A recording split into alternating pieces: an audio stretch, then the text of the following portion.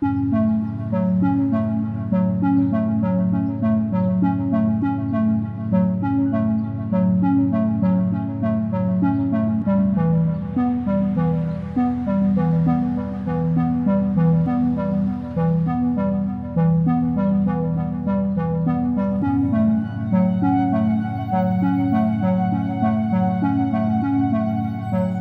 make wonderful pets. They're predators. They're instinctive predators. If anybody's played with a cat inside with a ball of string or feather toy, the cat is hunting that toy. Those behaviors, when taken outside, are deadly for wildlife. Because there are so many cats roaming outdoors, the impacts of those cats combined has led to devastating effects.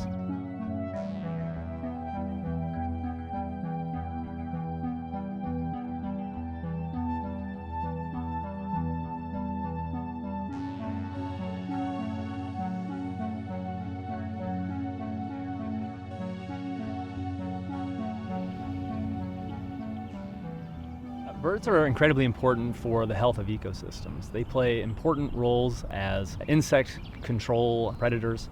They are pollinators, and really they're our canaries in the coal mine. They're an invaluable tool for people to see about the health and wellness of the environment around us. If birds aren't doing well, it means something's wrong and we should take note.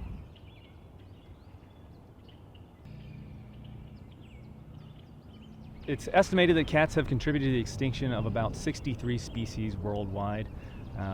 Cats are the number one source of direct human-caused mortality to birds, both in the United States and Canada, and every year kill about 2.4 billion birds. These extinctions are forever. This is a unique path of life that is wiped out. And it's because we have introduced a non-native predator, domestic cats, into new environments where the wildlife aren't accustomed to a feline predator. Cats were first domesticated about 10,000 years ago in the Near East, and ever since then the close affiliation with people has resulted in their spread across the globe. They're now found on every single continent. And these introductions into new environments have had significant impacts on local ecosystems. And I think it's incumbent upon us to manage those consequences, because it's because of our behavior, this introduction of an instinctive predator into new environments, that we're seeing some of the declines in birds and other wildlife. Feral cats on Kauai are giving endangered Hawaiian seabirds a lot of problems. The Kauai Endangered Seabird Recovery Project says they've recently captured footage of a feral cat going into a Hawaiian petrel's burrow and killing it. Caught on camera, a cat makes quite a catch. A viral video shows the cat chasing a bird inside a building in Israel. They go back and forth a few times, and it looks like the bird may get away, but then the cat jumps and catches the bird in mid-air. In a beautiful central Wisconsin setting, I caught my first mink right over there. Trapper Sam Wood finds himself in an internet storm of his own making. Everybody's saying I'm cruel. Listen, I'm not out here dismembering cats.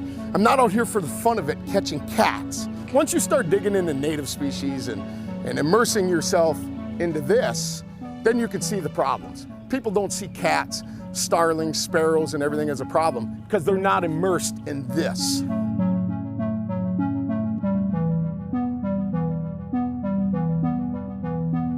Growing up, I had an outdoor cat named Tigger, which was an orange tabby, and this was back when I thought cats belonged outside and needed to be outside in order to have a fulfilled life.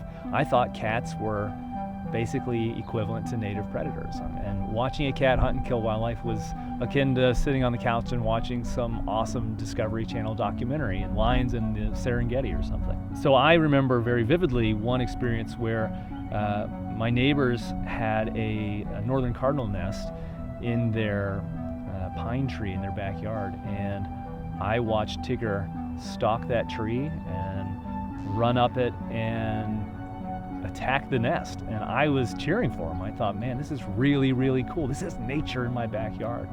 And I remember my neighbors were pissed. And looking back on it, I'm pissed on their behalf too. I mean, that was really irresponsible for me as a pet owner. I see that as just one example of how an individual's decision not to manage their cat appropriately can result in significant harm to wildlife. So one of the more common methods that people put in place to try to control feral cat populations is trap, neuter, release policies, so where they go out, round up feral cats, neuter them or spay them, and send them back out into their colonies. And that's not a particularly effective strategy because you're not actually removing any cats from the population. The idea is that you're preventing some of them from breeding, but on a population level, it really doesn't make a difference. There's probably too many feral cats in the United States to ever actually control their populations, but probably the most effective solution that we have at this point is euthanasia. This is contentious, obviously, because people like cats and don't want to euthanize them. But as far as wildlife is concerned, the only way to prevent wildlife communities from being decimated by invasive predators is to remove them. I think it's an important distinction to make that if you are preserving cats and choosing not to euthanize them on the grounds of being an animal lover, you're doing that at the expense of wild populations of birds and mammals and reptiles. As a cat owner, I wouldn't recommend trap, neuter, release. I mean, the release of a cat back into the environment is not a safe outcome for any animal. It's an abandonment of that animal and the responsibility that you owe it as a cat owner. So, imagining my cat being dumped outside in some colony where she's hopefully going to survive and not be hit by a car or attacked by some animal seems irresponsible to me. And for that reason alone, I think trap, neuter, release is not a good option for managing free-roaming cats. Keeping cats indoors or otherwise safely contained is actually wildly popular among most stakeholder groups like veterinarians, conservationists, etc. One of the organizations that takes a strong stance on this is actually PETA, People for the Ethical Treatment of Animals. And they believe it is so inhumane for cats and the wildlife that they hunt and kill that they would rather see cats removed from the landscape than dumped back outside. Certainly the best choice is to, all of these involve humanely trapping cats, but taking them to an animal shelter, giving them an opportunity for adoption to a loving, lifelong home. If that isn't available and there's no room in the animal shelter, a cat sanctuary is also an option. And finally, the last alternative would be humane euthanasia. But the best course of action is for that cat to be contained safely indoors. All we're asking for is to raise the level of care and control to that which we already provide for dogs. We don't allow for stray and feral dogs to roam the environment, and we shouldn't do that for cats either.